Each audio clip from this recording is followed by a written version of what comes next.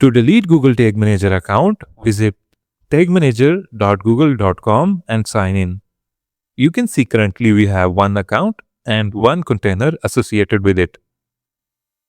Now find and click on the gear icon. On the next page, click on Account Settings. Then, on the top right corner, click on 3 dots. Finally, click on Delete.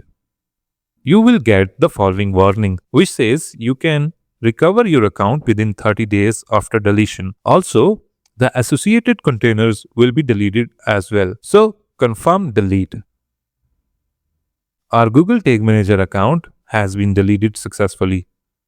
Now, to recover your Google Tag Manager account, click on Trash Can. Here, select your account and click Restore.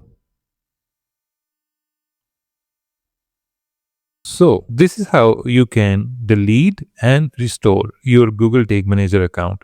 Thanks for watching this video. Make sure to subscribe for more.